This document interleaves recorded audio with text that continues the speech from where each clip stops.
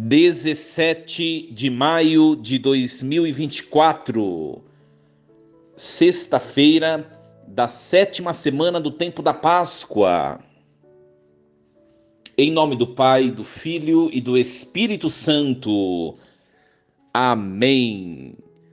Saúdo-vos com a paz de Jesus, um bom dia a todos. Sextou, hoje dia 17 de maio, nesta manhã dessa sexta-feira, nós nos alegremos, porque chegamos a mais um fim de semana, conviver com os amigos, familiares, descansar, louvado seja Deus. E nós vamos meditar nesta manhã dessa sexta-feira, iniciando nosso fim de semana, o texto da primeira leitura que a igreja nos propõe, Atos dos Apóstolos, capítulo 25, versículos do 13b ao 21. Naqueles dias, o rei Agripa e Berenice chegaram a Cesareia e foram cumprimentar Festo. Como ficassem alguns dias aí, Festo expôs ao rei o caso de Paulo, dizendo: está aqui um homem que Félix deixou como prisioneiro. Quando eu estive em Jerusalém, os sumos sacerdotes e os anciãos dos judeus apresentaram acusações contra ele e pediram-me que o condenasse. Mas eu lhes respondi que os romanos não costumam entregar um homem antes que o acusado tenha sido confrontado com os acusadores e possa defender-se da acusação. Eles vieram para cá e no dia seguinte, sem demora, sentei-me no tribunal e mandei trazer o homem.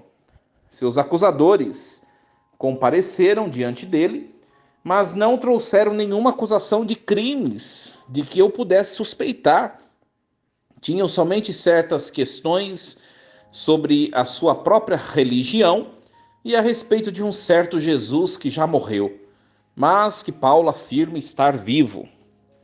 Eu não sabia o que fazer para averiguar o assunto. Perguntei então a Paulo se ele preferia ir a Jerusalém para ser julgado lá, mas Paulo fez uma apelação para que a sua causa fosse reservada ao juízo do Augusto Imperador. Então ordenei que ficasse preso até que eu pudesse enviá-lo a César. Palavra do Senhor. Graças a Deus. Meus queridos, o texto de hoje é bastante consistente historicamente, né? Nós estamos vendo que é um relato.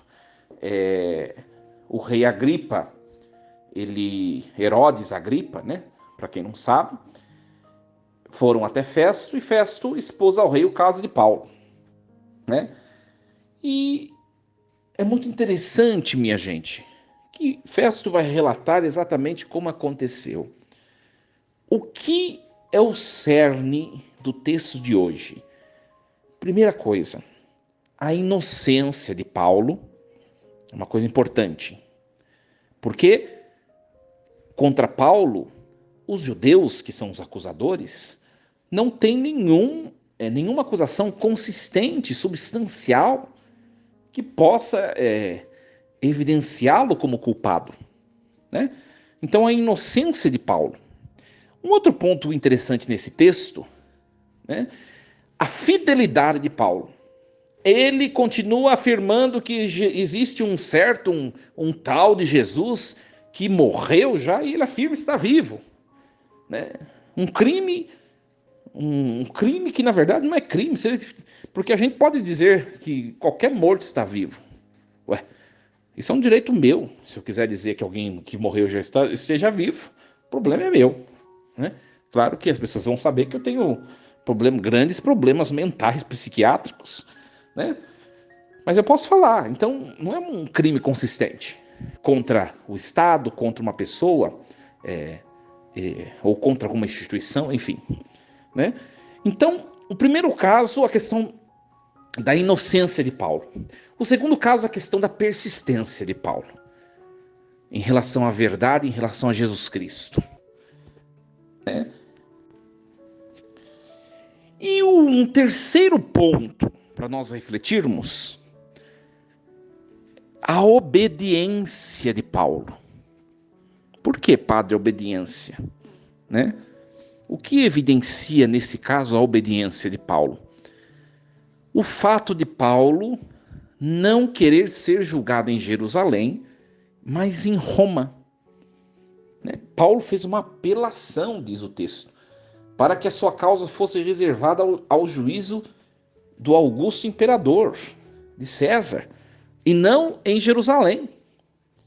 Como ele era um cidadão romano, né? Paulo era um cidadão romano, ele podia ser julgado em Roma.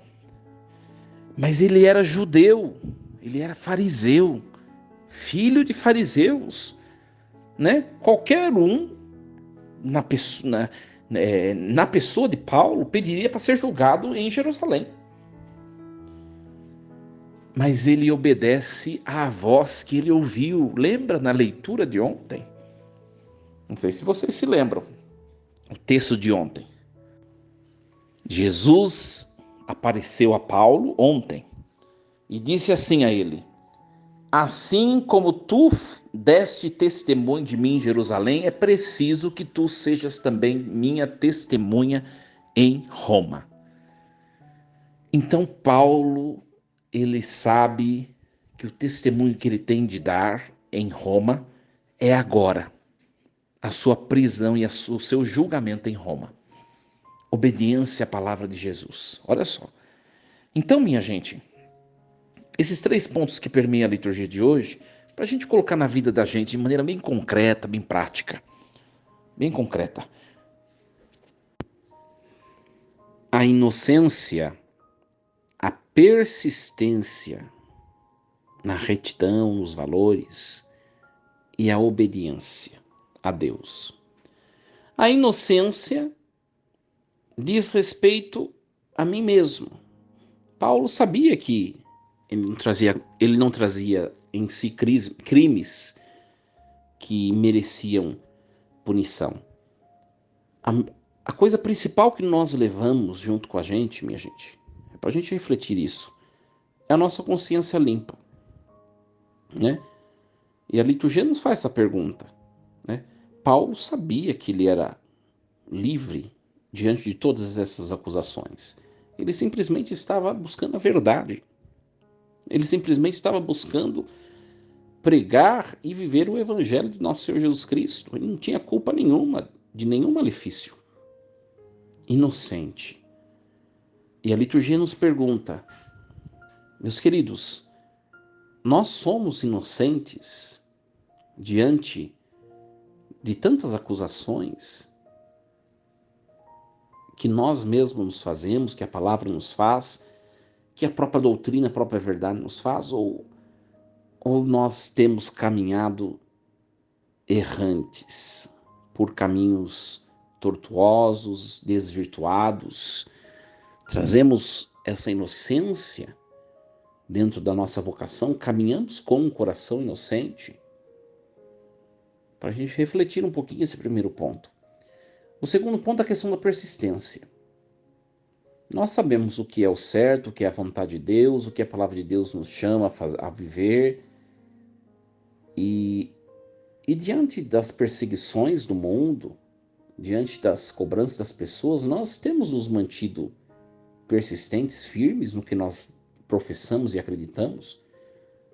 Ou muitas vezes nós cedemos, nós negociamos a verdade, a gente camufla, a gente fala, a gente releva, a gente quer aliviar o peso do evangelho. Eu reflito bastante isso porque, partilhando um pouquinho com vocês, eu tenho um pensamento bastante hospitaleiro, né? Eu tenho um pensamento bastante acolhedor, e eu acho que Deus é assim. Deus é condescendente para conosco, porque se Deus levar a ferro e fogo, acho que nenhum de nós sai isento de punição, né? Aliás, quem muito parece, quem muito traz trajes de santidade, você pode ter certeza que por detrás tem coisas horríveis, grandes crimes, grandes pecados, grandes infidelidades. Todos nós somos muito frágeis, minha gente. A gente precisa se perceber desse jeito, necessitado de Deus, né? A gente precisa se perceber necessitado de Deus para a gente poder se tornar um pouco mais condescendente, hospitaleiro. Então me questiono em relação a isso, né? Em meio à minha hospitalidade, ao meu acolhimento, né? Será que ainda assim eu tenho preservado a verdade, o profetismo, sido fiel à doutrina? Eu tenho encontrado esse equilíbrio para não ser indevido, para não levar as pessoas para o inferno com o que eu digo? Para a gente refletir, tanto eu quanto vocês também. Porque às vezes a gente vai encobertando coisas erradas dentro da nossa própria casa. Ah, mas eu não. Eu pensava desse jeito, mas agora eu penso diferente. Tá bom, mas a gente não tem que olhar o que a gente pensa, a gente tem que olhar o que diz a doutrina, e o que diz a verdade, o que diz Jesus Cristo. E aí a gente começa a perceber que é bastante exigente seguir a verdade. Depois, além da questão da inocência, além da questão da persistência na verdade, mesmo sendo hospitaleiro, tem a questão da obediência a Deus, né? Meus queridos, Deus nos chama a realizar muitas obras para a nossa santificação, para a santificação dos nossos entes queridos, enfim. Nós temos sido obedientes a Deus? Vou dar um exemplo para vocês. Às vezes a palavra de Deus nos chama ao perdão.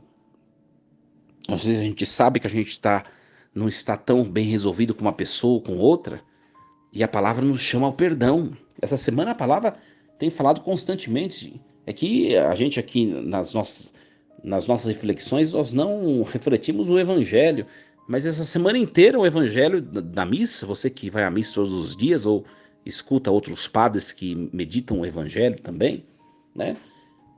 Tem falado bastante da unidade, que sejam um, que sejam um. E quando a gente olha para a casa da gente, para os nossos relacionamentos, nosso casamento, quantas brigas, quantas dissensões, quantas coisas acontecem que não manifestam esse sejam um que Jesus está pedindo. Não é verdade? E, e Deus nos chama ao perdão, Deus nos chama ao silêncio, Deus nos chama a acolher o outro, Deus nos chama à unidade, e às vezes nós não obedecemos. E esse terceiro ponto fala da obediência a Deus. Paulo tinha tudo para ser julgado em Jerusalém, mas em obediência à palavra de Jesus, ele faz uma apelação, ele pede para ser julgado em Roma. Um exemplo de fidelidade, de obediência. E aí na nossa vida pessoal, nos nossos exemplos, que eu poderia elencar vários exemplos, quando que a gente é obediente a Deus em relação às pessoas? Quando a gente perdoa, quando Deus nos chama a perdoar, mesmo quando a gente tem dificuldade, quando a gente acolhe, mesmo que a pessoa não se dá bem muito com a gente, não é do nosso agrado, mas a gente acolhe, né? Quando a gente sabe pedir perdão, quando a gente ofende alguém, quando a gente aceita conviver com uma pessoa que não nos faz bem, que nos incomoda, ou que pode até ter em algum momento causado algum mal a nós, mas nós buscamos conviver para poder amar. Olha quantos exemplos para a gente poder perceber que Deus nos chama a obedecer a sua voz. Então, hoje, minha gente, inocência, persistência e obediência. Que nós levemos no nosso coração durante todo esse dia essas 3 palavrinhas e possamos meditá-las, se nós efetivamente estamos vivendo conforme o projeto de Deus. Sextou! Desejo uma sexta-feira fantástica, um bom fim de semana a você, sua família.